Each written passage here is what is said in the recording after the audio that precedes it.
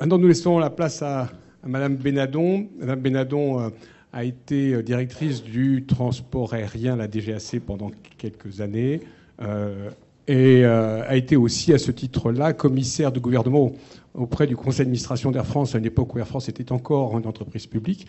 Donc elle a une bonne connaissance de notre compagnie. Et Mme Bénadon, maintenant, est inspecteur général de l'aviation civile, pas très loin de la retraite, avec une liberté de parole.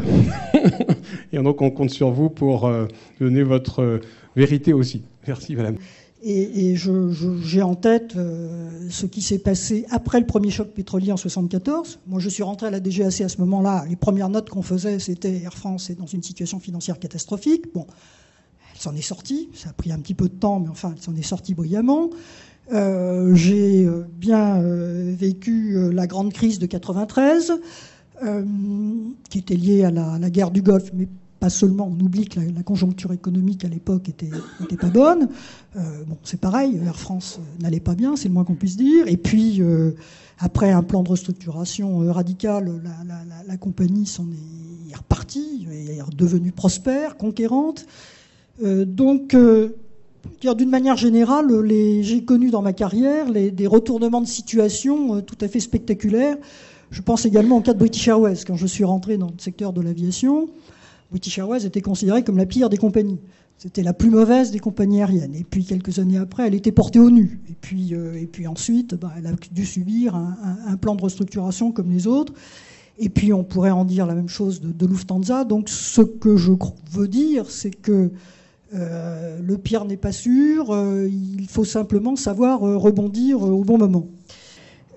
C'est à l'entreprise ou au groupe de s'adapter à ce nouvel environnement. Et troisième point que je voudrais souligner, c'est que l'avenir d'Air France, c'est vraiment avant tout l'affaire de l'entreprise et qui impose des clauses en matière de loyauté de la concurrence dans les accords aériens bilatéraux ou européens et qui marquent quand même une inflexion, en tout cas une tentative d'inflexion en la matière. Alors ça prendra du temps, sans doute. Ce n'est pas simple, mais je crois quand même que là, on a une inflexion qui mérite d'être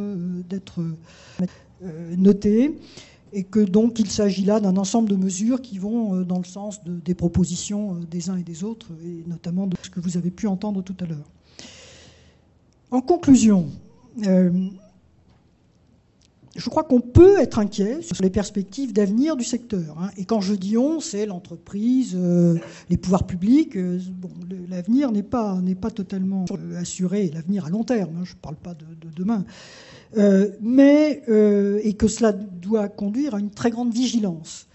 Mais moi, j'ai tendance à être plutôt optimiste et à avoir confiance dans la capacité d'adaptation de l'entreprise. Et c'est ce qui me conduit à terminer sur le principe qui me paraît vraiment s'appliquer ici.